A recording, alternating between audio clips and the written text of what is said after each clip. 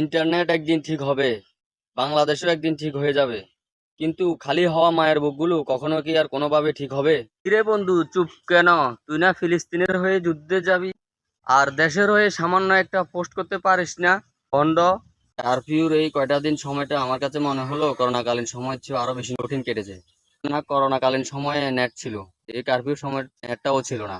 বাসায় কেউ মারা গেলে সেখানে যেমন অট্টহাসি বেমানান, তেমনই শোকাহত সারা দেশে ইন্টারনেট ফিরে পেয়ে আপনার মস্কারি গুলাও ঠিক তেমনই লাগতেছে। নিজেকে বিবেকহীন পরিচয় দিয়েন না।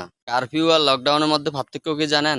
লকডাউনে সবাই দূরত্ব বজায় রাখতো, আর কারফিউতে সবাই চা দোকানে ভিড় করে একসাথে খবর দেখে। কারফিউর এই কয়টা দিন আমাদেরকে কিসের কথা মনে করিয়ে দিল জানেন? কারফিউর এই কয়টা দিন আমাদেরকে লকডাউন আর করোনার কথা মনে করিয়ে দিল।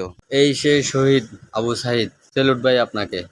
কতটুক সাহসী হলে বন্দুকের সামনে দাঁড়িয়ে বুলেট হজম করে মৃত্যুকে বরণ করে নিতে পারে। এই দৃশ্যটা দেখে নিজের চোখে বিশ্বাস করতে পারছি না।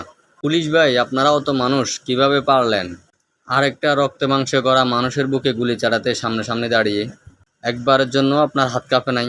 একবারের জন্য আপনি মনে আসে নাই যে একটা নিরপরাধ লোকের গুলি চালাচ্ছেন আপনি? আর কি অপরাধ ছিল? দুনিয়ার আদালতে হয়তো আপনি বেঁচে যাবেন, কিন্তু আল্লাহর আদালতে আপনি কি জবাব দিবেন?